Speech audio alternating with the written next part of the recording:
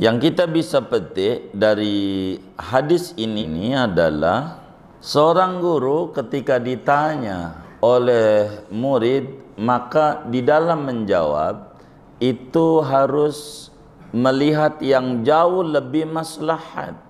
Maka dalam hadis yang lain ketika Nabi ditanya, "Mata sa'ah ya Rasulullah?" Ada seseorang datang sama Nabi, "Ya Rasulullah, kapan kiamat?" Nabi enggak menerangkan waktunya kapan. Karena itu sesuatu yang tidak maslahat untuk dijawab. Tapi ada yang jauh lebih penting untuk si penanya. Nabi jawab, "Ma'a'dadta laha." Memang nanya-nanya kiamat bekalnya apa? Allahu ya Allahu ya Allah. Faqad qala al-imamul muallif rahimahullahu ta'ala wa nafa'ana bihi wa bi barakati ulumih wa ghafara lahu wa li masyaikhihi wa li masyaikhina amin. Hadis yang kedua, an Umar bin al-Khattab radhiyallahu anhu aidan qala, dari Umar bin Khattab radhiyallahu anhu pula ia berkata, "Bainama nahnu julusun inda Rasulillah sallallahu alaihi wasallam dzata yaumin idh tala'a alaina rajulun." Di antara waktu adapun kami para sahabat, yaitu duduk-duduk di sisi Rasulullah sallallahu alaihi wasallam pada suatu hari, tiba-tiba nongol atas kami oleh sosok laki-laki. Syadidu bayadis thiyabi, yang sangat putih pakaiannya.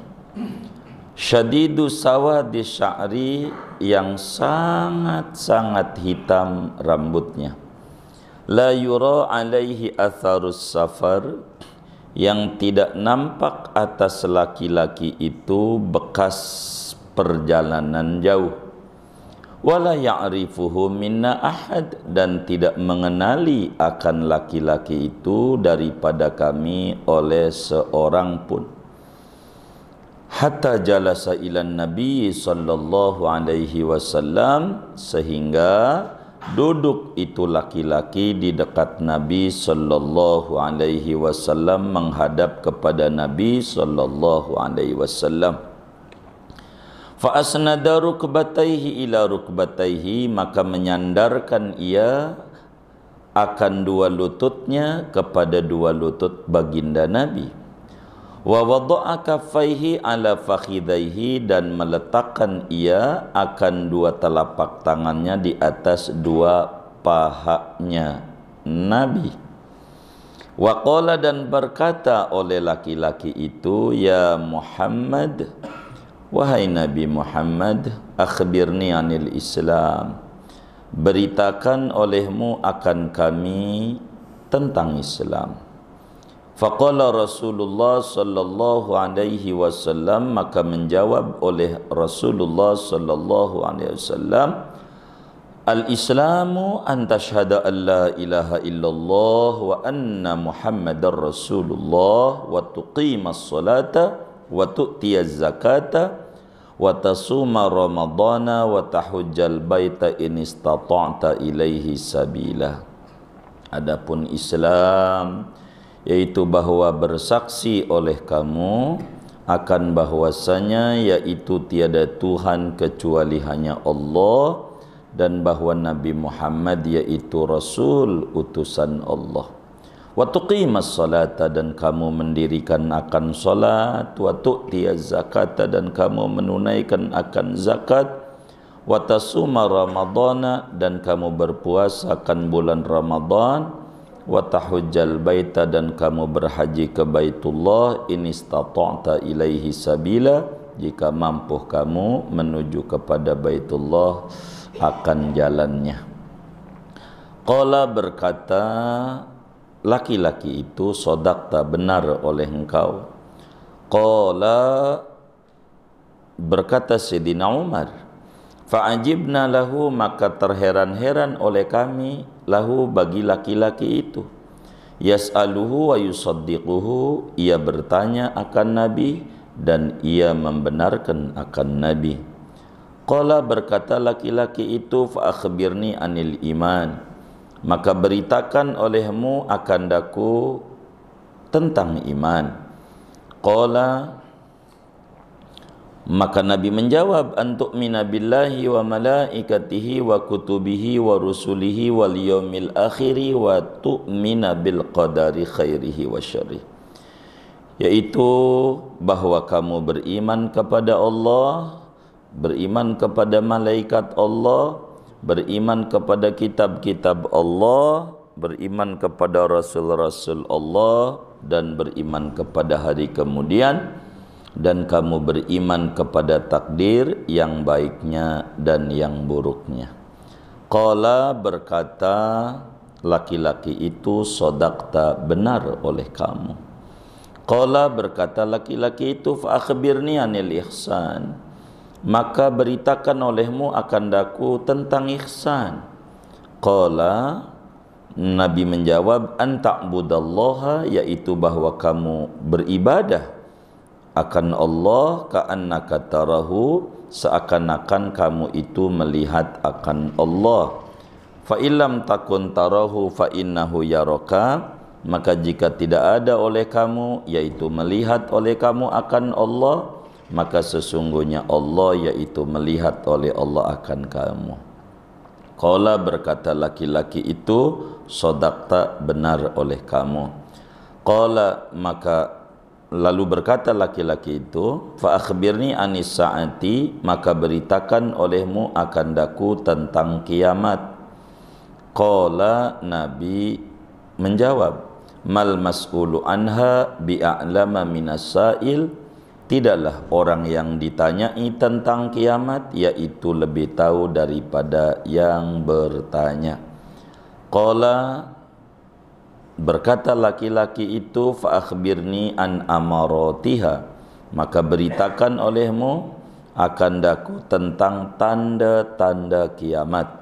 Qala, Nabi menjawab, antalidal amatu rabbataha, yaitu bahwa melahirkan oleh hamba sahaya perempuan akan tuannya, wa antaral hufatal uratal alata ri'asyahi yatatawaluna fil bunyan, dan bahwa kamu melihat akan orang yang nyeker tanpa alas kaki, yang telanjang bulat, yang miskin papa, penggembala-penggembala kambing, pak tinggi-tinggi mereka pada bangunan.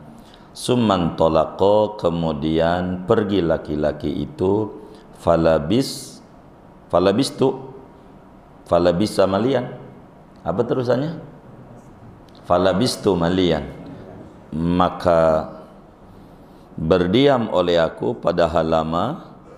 Summa qala li, kemudian berkata Nabi kepadaku, ya Umar, atadri manis sa'il, wahai Umar, apakah kamu tahu siapa yang bertanya itu? Qultu, aku menjawab, Allah wa rasulu a'lam, Allah dan Rasulnya yaitu yang tahu. Qala, Nabi menjawab, hadza Jibrilu atakum yu'allimukum dinakum, yaitu malaikat Jibril. Dzaka Jibrilu, yaitu malaikat Jibril, atakum, datang Jibril akan kamu, yu'allimukum dinakum, mengajarkan oleh Jibril akan kamu, dinakum, akan agama kamu. Rawahu Muslim, hadis riwayat Imam Muslim. Shadaqa Rasulullah sallallahu alaihi wa alihi wa sahbihi wasallam. Saudara-saudara sekalian, malam hari ini kita melanjutkan kajian hadis arba'in, memasuki hadis kedua dan memasuki pembahasan yang ketiga. Yang ketiga dari hadis yang kedua dari 42 hadis. Lanjutannya saudara, malam hari ini sesudah kita kemarin menerangkan tentang hikmah daripada hadis ini berbicara adab-adab ilmu, bagian pertama ini masih berlanjut sedikit terkait dengan adab-adab ilmu. Kemarin sudah dijelaskan bagaimana di dalam kita menuntut ilmu harus rapi dan seterusnya. Maka malam hari ini ada 2 poin adab-adab guru daripada menuntut ilmu ini. Sebab Islam itu mengatur adab. Ada adab murid, kemarin ngaji harus berhadapan dan seterusnya. Pada pertemuan yang lalu dilihat saja catatannya. Malam ini bagaimana seorang guru itu harus sabar. Malaikat Jibril kala itu nanya sama Nabi dengan menyebut, enggak panggil guru, enggak panggil ustadz, enggak panggil apa, panggil namanya aja. Kan lagi menyamar malaikat Jibril. Ujungnya kita paham laki-laki yang datang itu adalah malaikat Jibril. Dia nanya, dengan nanya ya Muhammad. Tuh. Enggak bilang ya Rasulullah, begitu. Enggak. Nanyanya main sebut namanya aja. Kalau pakai bahasa Betawi, mad, gue mau nanya, gitu. Lah itu kiai itu.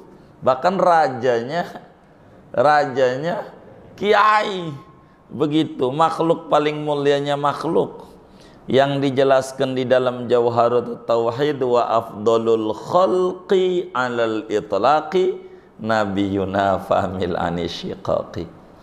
Paling afdolnya makhluk, paling mulianya makhluk sejagat raya, dibanding surga, dibanding arsy Allah, dibanding siapapun adalah Nabi kita Muhammad sallallahu alaihi wa alihi wa sahbihi wasallam. Makhluk paling mulia.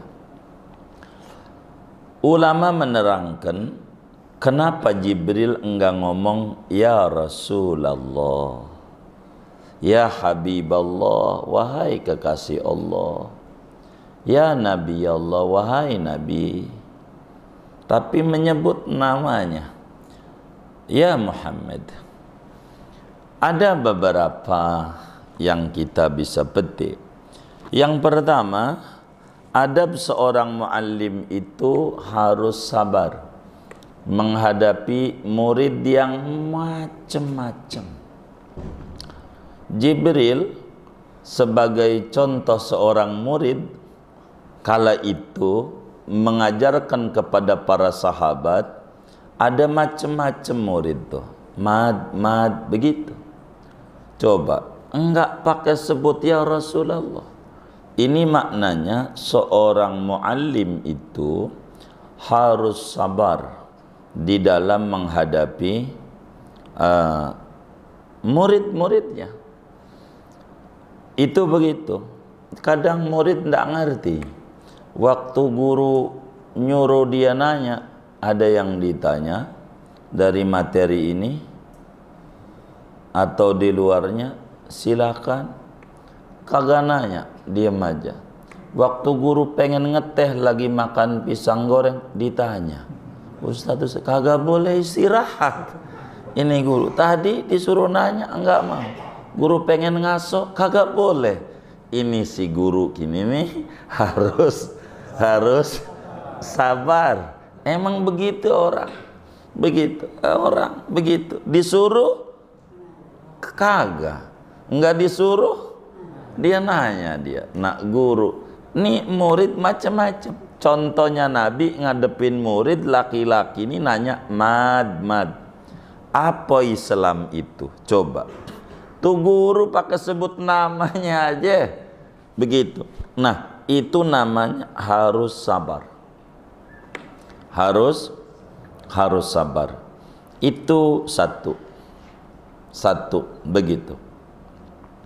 Apalagi kalau di dalam pendidikan itu ini anak muncul dari orang tua yang berbeda-beda, gitu, dengan lingkungan yang berbeda-beda. Dia harus memahami dengan adat yang budaya yang berbeda-beda, begitu, berbeda-beda, begitu. Oleh karena itu, kesabaran itu adalah hal yang paling penting bagi seorang guru. Itu satu.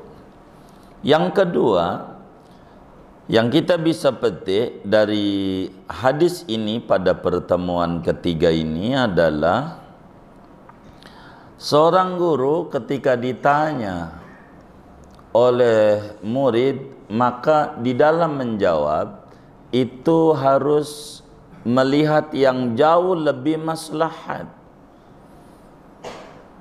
kepada murid. Itu begitu, yang jauh lebih maslahat. Contoh ketika Nabi ditanya, Islam itu apa? Nabi tidak menjawab, definisi Islam itu ini menurut bahasa, definisi Islam menurut terminologi ini. Enggak. Tapi Nabi menjawab poin bagaimana tiang pancang seorang muslim untuk betul-betul disebut sebagai muslim dengan beragama Islam. Maka ditanya, Islam itu apa? Nabi ketika menjawab, yang dijawab tentang rukun Islam. Itu namanya cara menjawab itu harus lebih luas, lebih mengerti apa yang dibutuhkan oleh si penanya. Harus faham.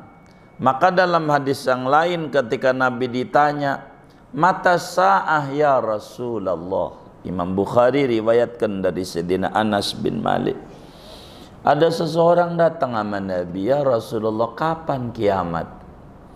Nabi enggak menerangkan waktunya kapan, karena itu sesuatu yang tidak maslahat untuk dijawab. Tapi ada yang jauh lebih penting untuk si penanya. Nabi jawab, ma'a'dadta laha. Memang nanya-nanya kiamat, bekalnya apa? Persiapannya apa? Tuh, jawabannya. Begitu tuh. Artinya ada kalanya pertanyaan itu bagaimana cara seorang guru untuk menjawabnya. Itu seperti demikian. Yang ketiga, di dalam hadis ini ketika Nabi ditanya tentang kiamat oleh laki-laki ini, kapan kiamat itu? Nabi menjawab, mal mas'ulu anha bi'a'lama minas sa'il. Kata Nabi, yang ditanya sama yang nanya sama-sama kagak tahu, kagak ngerti. Artinya ada seorang guru kalau tidak tahu jawab tidak tahu. Enggak boleh dia jawab asbun, asal bunyi, asal jawab, enggak boleh. Maka Imam Malik radhiyallahu ta'ala an, gurunya Imam Syafi'i, itu ketika ditanya itu lebih daripada 60% pertanyaan beliau jawab wallahu a'lam, saya enggak tahu gitu. Jadi begitu, la adri jawabnya, aku tak tahu. Maka kata Imam Malik, la adri nisful ilim, jawaban saya tidak tahu itu separuh ilmu. Sebagai amanat daripada ilmu, ya kalau kita enggak tahu, kita jawab enggak tahu. Enggak boleh asal-asalan menjawabnya. Harus bersumber dari dalil-dalil yang benar. Enggak boleh.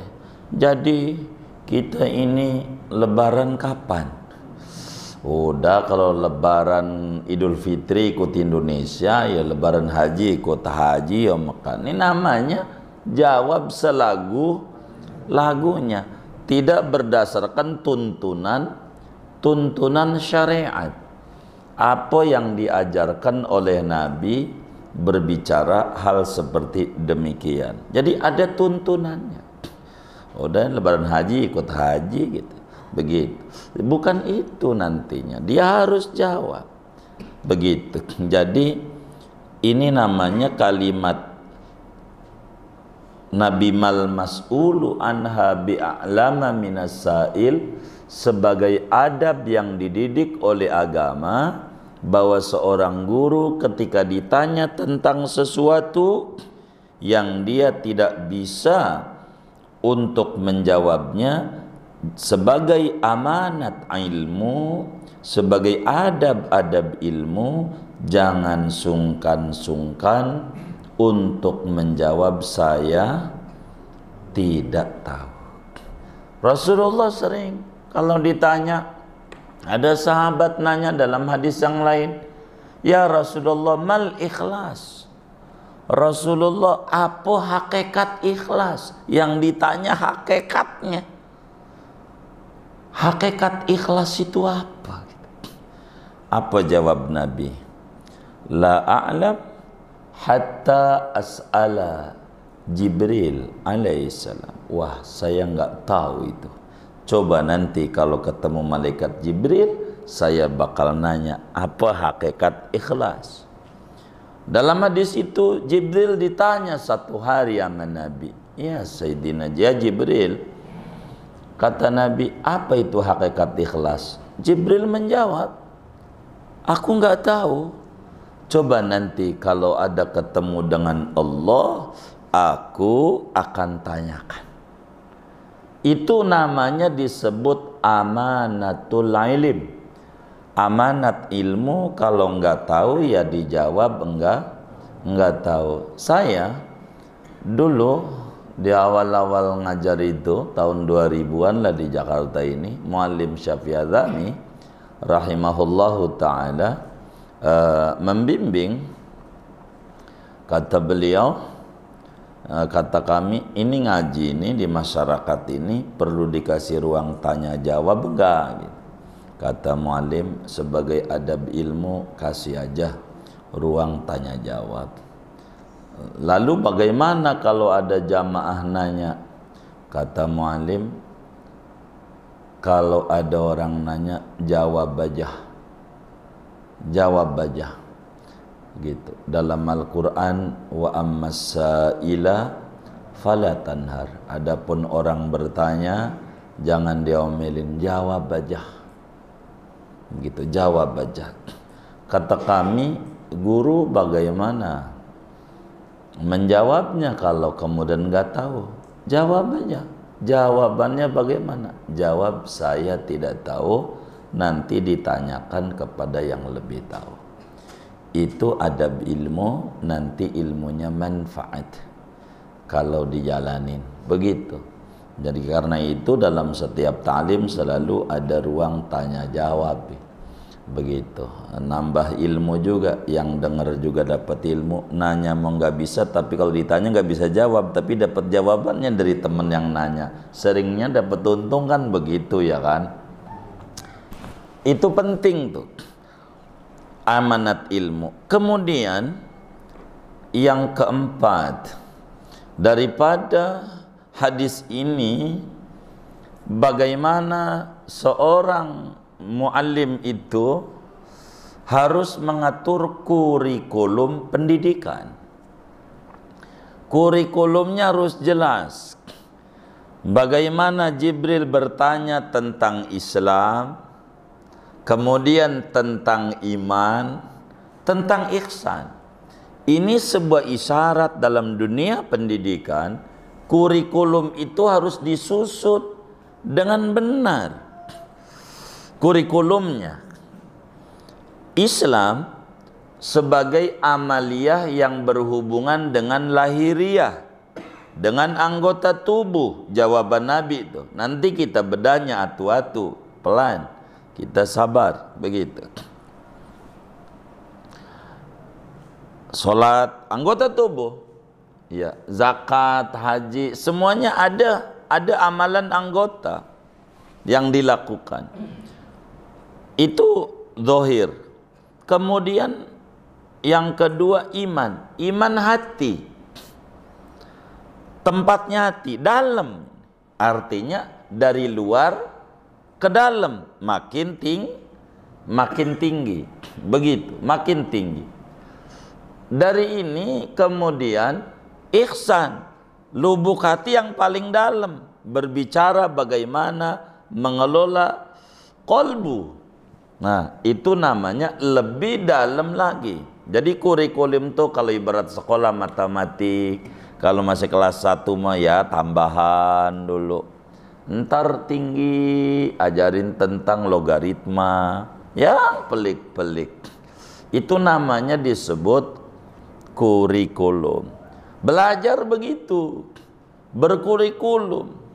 Orang ngaji fikih aja belum udah masuk torekat aja. Begitu akhirnya bakal ke bawah besarnya. Begitu sorbannya udah kemana-mana, pakai jubah yang luar biasa, sama orang ngenyek mulu nantinya, merasa dirinya tinggi, pada dirinya Al-Fatihah aja belum bisa. Ini salah namanya kurikulum. Jadi harus dilihat. Guru sufi itu biasanya orang kalau mau masuk tarekat tanya dulu, udah belajar Quran belum, belajar wudhu belum, ayo udah ngaji Quran dulu, ngaji Quran, ikra. Begitu namanya disebut berkurikulum. Ini diatur kurikulum itu dalam Islam supaya metode pendidikan itu lebih mudah, karena kemampuan otak berbeda-beda. Masih bocah lain, rada gede lain. Maka di dalam pendidikan tuh yang pertama kali kudu belajar Al-Quran. Al-Quran dulu datuh, Al-Quran. Begitu. Kalau kita kemudian Al-Quran ini udah bisa naik, jangan sampai udah fikihnya luar biasa, Qurannya masih belepotan. Akhirnya ngimamin, diomelin usrat, ya, enggak diomelin, baca Qurannya acak-acakan, kan jadi repot. Ini namanya karena tidak berkurikulum. Ini nih, hadis ini luar biasa. Ulama menulis hadis ini nih sampai berjilid-jilid ini sebetulnya, menerangkan hadis nomor 2 ini aja ini, karena ini merangkum seluruh aspek hidup dan kehidupan kita. Hadis ini nih. Jadi kurikulum tuh dari yang kecil dulu, ngomongin rukun Islam dulu, masukin ke hati, masukin ke lubuk hati yang paling dalam tentang ihsan. Ini namanya disebut kurikulum pendidikan, itu diatur. Ulama-ulama kita dulu sampai sebelum lahir seorang anak 4 bulanan dibacain surat Yusuf, gitu, begitu. Udah 7 bulanan dibacain surat Maryam. Kenapa itu? Ya karena jawabnya asal-asalan. Bacain apa surat Yusuf? Biar ganteng. Begitu. Udah tahu babanya hitam, emaknya hitam, anaknya putih, dicurigai. Ini anak siapa ini? Jangan-jangan waktu gojek digojek lagi. Tuh begitu. Jadi kenapa tuh dibacain surat Yusuf? Bukan biar ganteng, karena ganteng mau faktor genetik faktornya, bukan dari faktor ini, bukan. Itu urusan Allah. Tapi dibacain surat Yusuf nih, bagaimana seorang calon ayah nanti kalau dia punya anak, bagaimana kasus yang menimpa Nabi Yusuf sampai diceburin ke sumur, ada apa ini? Nah, ini kita dididik bagaimana seorang calon orang tua sebelum anak lahir. Artinya pola pendidikan Islam itu lengkap pada surat Yusuf. Kenapa dibacain surat Maryam? Ini umur 7 tahun dibacain surat Maryam, 7 tahun. 7 bulan dibacain surat Maryam karena paling cepat orang tuh lahiran 6 bulan. Perempuan hamil tuh paling cepat sekarang ini, tadi siang nikah, malam ini bersetubuh langsung hasil, 6 bulan lagi lahiran tuh paling cepat. Kalau 3 bulan lahir ini naruh saham dulu ini, karena nggak bisa, kudu 6 bulan paling cepat. Maka 7 bulan itu waktunya detik-detik lahir. Kenapa surat Maryam? Di surat Maryam inilah orang yang siap-siap bentar lagi jadi ayah, jadi ibu. Maka di surat Maryam kita ambil potongan ayat, khudil kitab bikuwah. Ambillah Alkitab ya Yahya, khudil kitab bikuwah. Wahai Yahya, ambil Alkitab dengan teguh, dengan kuat. Maknanya mendidik anak pertama kali Quran dulu. Gitu. Ini namanya cara-cara pendidikan. Panjang itu dalam ayat itu. Cuman kita bukan pada bagian ke sana. Kita hanya pada bagian global. Bagaimana ulama-ulama kita itu udah membuat kurikulum yang sangat baik. Oleh karena jawaban yang disusun keliru, maka turunannya bakal keliru. Dibacain surat Yusuf, surat Maryam biar ganteng. Dia dengar dari Maulid bahwa Nabi Muhammad tuh sallallahu alaihi wasallam lebih ganteng daripada Nabi Yusuf. Kenapa baca surat Yusuf? Baca aja surat Muhammad. Orang isinya perang mulu isinya. Dia dari judul doang. Karena di jawabannya salah. Kenapa dibacain surat Luqman? Itu kan ada nasihat semuanya. Ini pola pendidikan. Udah lahir, cukuran, bacain surat Luqman. Wa idh qala Luqmanu libnihi wa huwa ya'idhuh ya bunayya la tusyrik billah. Biar kata bayi, dengar. Wahai anakku, kau jangan syirik ya, jangan menyekutukan Allah. Inna syirka la dzulmun azim. Sebab syirik itu dosa paling gedenya, dosa nggak ada lagi. Banyak tuh nah diomongin bayi itu, ya bunaya aqimis sholat, bayi ntar gede lu sholat ya. Tuh itu begitu. Dan kita udah ajarin tuh adat-adat ulama tuh di tanah Betawi itu bagus-bagus, Kebayoran. Kami susunkan itu buku bagaimana adab peresmian nama anak, cara-caranya supaya kita faham. Begitu. Ini nasihat yang sangat bagus, pola pendidikan Islam. Ini diatur kurikulum itu dalam Islam, diatur. Dari mulailah kalau orang belajar nahwu, dari mulai kitab Awamil, lalu kita belajar namanya Jurumiyah, dari namanya kitab Mukhtasar Jiddan, begitu. Terus saja dia naik, sampailah dia ngaji namanya Mulhatul I'rab, baru ngaji namanya Syekh Khalid. Terus saja sampailah kemudian pada tataran Alfiyah Ibnu Malik dengan syarah-syarahnya. Pertama harus ngaji Makudi dulu sebelum nanti Ibnu Aqil. Habis itu baru kita ngaji Mughni Labib. Bentar, ini namanya kurikulum. Kalau langsung tinggi celeng, bayi dikasih singkong. Enak sih singkong tuh. Enak nggak singkong? Enak, tapi buat bayi, wah kelolodan. Nah, cara kita ngajar tuh begitu. Cara ngajar di masyarakat itu ndak boleh kita dilihat biar kata ini engkong-engkong, kita guru Quran. Ini baru belajar umur udah 60, belajar Quran. Nih Ustaz Katwa nih. Ngajar udah tua orang. Itu kita harus sabar. Orang udah tua tuh Al-Quran bilang wa man nu'amirhu nunakishu fil khalqi. Orang udah tua dibalikin kayak dulu, kayak bocah. Biar kata udah tua dipuji aja masih salah juga. Ya Allah Kong, cakep banget baca Qurannya, Masya Allah Kong. Itu demen dia, demen. Kalau langsung disalahin, Ustadz, bini gue, anak gue, mantu gue ora pernah nyalain gue baca Quran. Ustadz doang nih yang nyalain. Dia mau kagak berani, takut dipecat jadi mantu dia.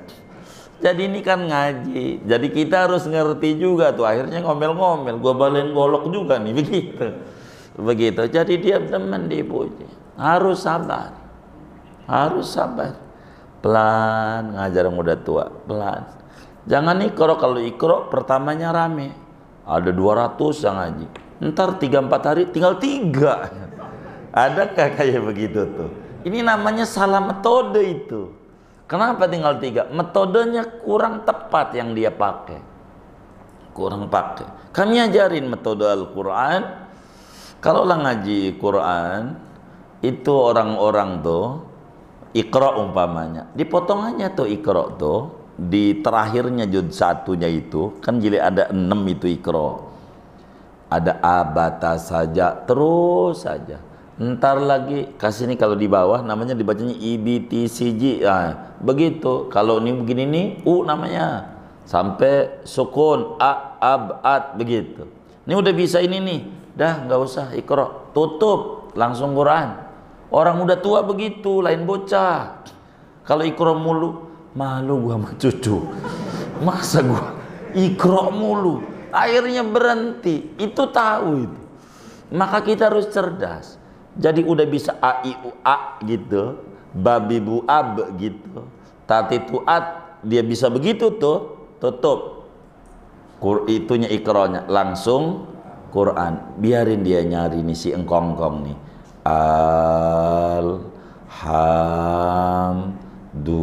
Biarin dulu, emang lagi nyari dia. Pelan-pelan ngajarin. Ntar lama benerin lagi dikit. Yang paling pokok Fatihah. Fatihah. Karena buat sholat dia, biar manfaat kita sebagai guru Quran. Fatihah dulu, jangan ditinggal setiap ngaji Al-Fatihah, untuk ngerapihin dia Fatihahnya biar benar. Habis Fatihah dulu ada namanya Qaidah Baghdadiyah dari Anas. Ini buat sholat. Sampailah Al-Hakumut. Nggak usah langsung tamat, nggak usah. Ntar dulu, jangan Alif Lam Mim. Anas buat sholat. Jadi biar sholatnya rapi. Anas sampai Al-Hakumut. Dia masih susah bacanya. Begitu tuh. Wa amanahum min khauf. Namanya udah tua susah. Wa amanahum min khauf. Wa amanahum min khauf. Wa amanahum min khauf. Udah tua tuh susah. Iya, kesabar. Ambil muridnya gak sabar. Wa amanahum min khauf. Wa amanahum min khauf. Ditahan moodnya, dilepas ya udah, kudu sabar ngajarin orang udah tua itu, kudu sabar kayak bocah. Jadi jangan ditahan di situ aja nih. Mohon maaf, surat An-Nas masih belum bisa. Qul a'udzu birabbin nas malikin nas, karena udah biasa tahlilannya begitu, dia dengarnya dari tahlilan ya kan. Nggak ada alifnya. Oh iya bener, nggak ada alifnya. Ayo baca Qul a'udzu birabbin nas malik. Ya sahabat, udah jangan ditahan, udah biarin dah. Lanjutin dulu, ntar abis Al-Hakumut balik lagi. Udah cakep nih kita selamatan. Kita makan di Bu Haji Minun di Pinang. Bagaimana ini? Biar enak. Iya, apa dah? Yang penting mah biar dia girang aja. Lihat aja pengajian Quran tuh, udah dibuat cakep. 4-5 kali pertemuan bubar. Ini karena tidak berkurikulum. Belajar dah, terus ajarin cara-caranya supaya dia bagus. Begitu. Emang kita harus bisa begitu. Harus bisa, emang susah. Kudu sabar. Begitu, nggak boleh nggak sabar. Apalagi muridnya udah tua, susah. Begitu, itu guru nggak sabar banget. Begitu sampai jim susah, udah tua. Jim kalau nggak sabar, truk nih udah mau kasih truk aja dia lah, bisa ribut sama kongkong. Jadi harus berkurikulum, pelan-pelan. Ngaji itu harus pelan-pelan. Dulu ada kiai namanya Syekh Alwi. Syekh Alwi itu muridnya ada 500 di daerah Ciujung. 500, semuanya nggak ada yang nggak jadi kiai, jadi kiai semuanya. Nggak ada yang gagal. Ngajinya kecil, ngajinya ya Quran, buat sholat, sama syarah sitin, fikihnya buat sholat. Karena ilmu terapan, ilmu yang langsung manfaat. Nggak usah yang tinggi-tinggi ini. Puyeng dia, puyeng. Ngaji yang tinggi, yang pokok-pokok dulu, yang pokok dulu, yang kecil.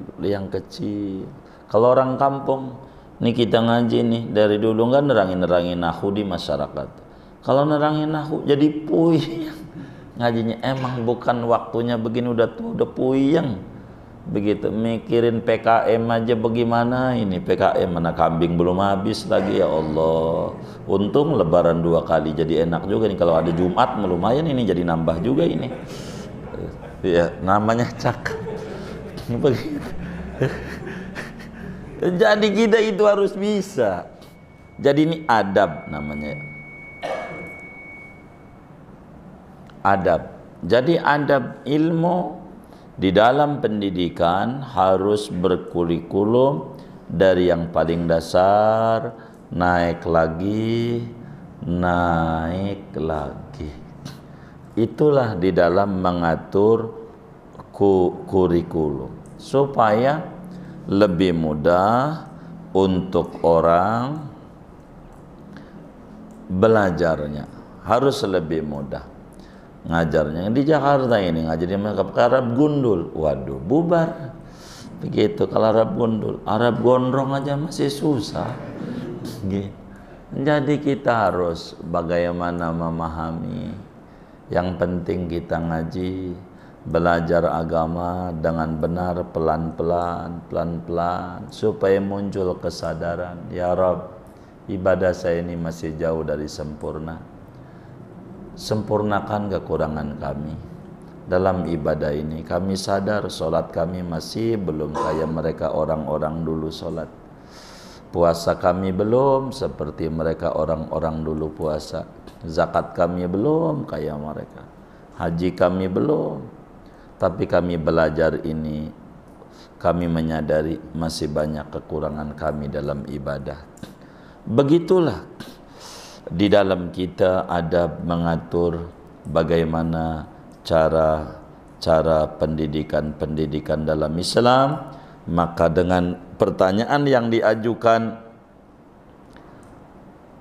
mal Islam, mal iman, mal ihsan, ini berbicara Islam amalan anggota lahir, iman adalah amalan tentang hati, keyakinan, dan ihsan bagaimana perasaan hati, bagaimana cara bermuamalah dengan Allah, dan bagaimana cara bermuamalah dengan hamba-hamba Allah.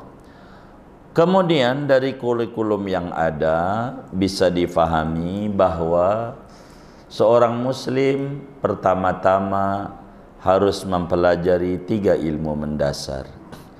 Islam namanya bahasa kepanjangannya ilmu fiqih, ilmu untuk ngebenerin ibadah. Itu kita kudu belajar. Adapun baca kitab tidak fardu ain lah. Tapi belajar ilmu ibadah ini wajib. Gimana kita mau takwa? Ittaqullah. Ayo bertakwa. Khotib Jumat bilang begitu, saudara. Suka diterjemah arti takwa, menjunjung tinggi perintah Allah, menjauhi larangannya. Bagaimana mungkin kita mau menjunjung tinggi perintah Allah bila kita tidak tahu mana-mana perintah Allah, mana-mana larangan Allah. Nah, kalau pengen tahu itu, duduklah di majelis ilmu di daerah kita yang di sana dibelajarkan ilmu fiqih, ilmu ibadah. Belajar. Syukur kepada Allah, orang tua dulu leluhur di Betawi ini suruh ngaji namanya Irsyadul Anam, kitab Melayu disusun oleh Mufti Betawi Habib Usman bin Aqil bin Yahya. Itu suruh Irsyadul Anam. Apa itu? Ya ngaji ibadah. Kedua, yang ditanyakan tentang iman. Maknanya ilmu pokok yang harus dipelajari itu tentang tauhid. Ilmu usuluddin. Bahasa kampungnya ngaji sifat 20. Bila ada di kampung kita ada pengajian dan ngaji sifat 20, jangan nggak duduk. Duduk di situ, sebab itu kategorinya ilmu pokok, ilmu dasar. Sebagai kita muslim harus belajar ilmu tauhid, biar kita benar, akidah kita tidak keluar dari akidah ahlus sunnah wal jamaah, biar benar. Kemudian ihsan artinya ilmu akhlak, ilmu tasawuf. Bila ada di kampung kita ada majelis di sana dibedah ilmu tasawuf, semacam kitab-kitab Imam Ghazali, semacam kitab-kitab Imam Abdul Wahhab Asy'arani, atau semacam kitab-kitab Imam Haddad dan seterusnya, maka kita duduk di situ belajar akhlak, bagaimana menghilangkan sifat iri, bagaimana menghilangkan sifat dengki, bagaimana menghilangkan sifat sombong, ujub, dan seterusnya. Ini nih 3 ilmu ini namanya disebut ilmu pokok yang muslim manakala umur 15 tahun ke atas, akalnya sehat, wajib belajar 3 ilmu pokok ini.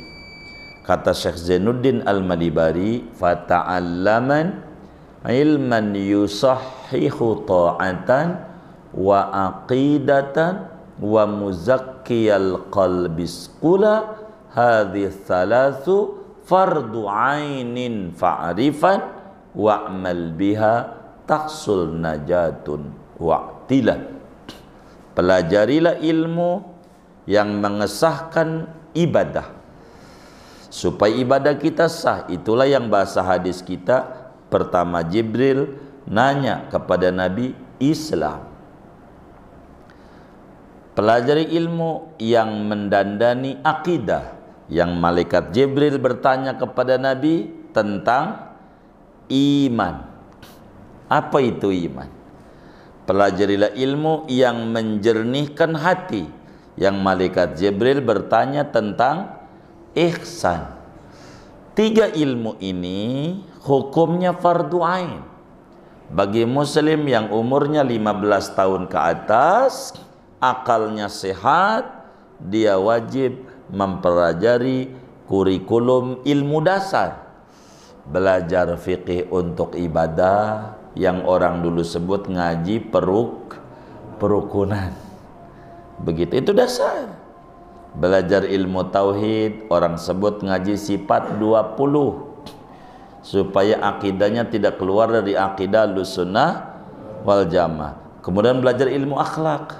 Habib Usman ngarang sifat 20, Habib Usman mengarang Adabul Insan. Begitu. Itu orang di Betawi itu luar biasa. Kurikulum yang dibuat sama ulama sangat bagus sekali. Maka hadis ini pada malam ini kita menerangkan adab-adab guru dan tentang kurikulum pendidikan, bagaimana harus ditata dengan baik dari yang termuda sampai yang pelik-peliknya. Jangan kita langsung yang pelik, jangan langsung udah ngaji langsung tafsir aja, Quran aja, hadis saja, Quran hadis, itu pelik, laut lah. Renang belum bisa, masih dia kasih itu kolam renang. Oh iya, belajar dulu di situ dah, renang dulu. Kalau renang udah bisa silakan ke lah, renang belum bisa ke laut, modar. Maka banyak orang kenapa dikit-dikit bid'ah, dikit-dikit bid'ah, dikit-dikit bid'ah, karena ngaji hadas telat, ngaji hadis dulu padahal kudunya ngaji hadas. belakangan ngaji hadis, ngaji hadas dulu, ngaji ibadah dulu, sifat 20, ngaji fikih, ngaji tasawuf ini dulu. Entar tafsir gampang. Begitu, harus kita ini wong laut. Jadi kalau ke laut mau gampang ntar. Main di empang dulu. Lihat kolam renang tuh, ada kolam renang buat bocah kecil. Udah di situ dulu. Sebelum nanti yang ini, nanti anjlok bakul lagi. Mendem dia. Kagak bangun lagi. Gara-gara enggak bisa renang. Maka Quran hadis nih kudu renang. Perangkatnya kudu banyak, enggak cukup pelampung doang ke laut, banyak perangkatnya. Maka kita dari yang kecil-kecil dulu. Ini ulama-ulama Islam sangat sayang kepada kita. Mereka memunculkan sebuah pemikiran yang diambil daripada tuntunan Nabi, bagaimana cara membuat sebuah kurikulum supaya itu bisa dipelajari.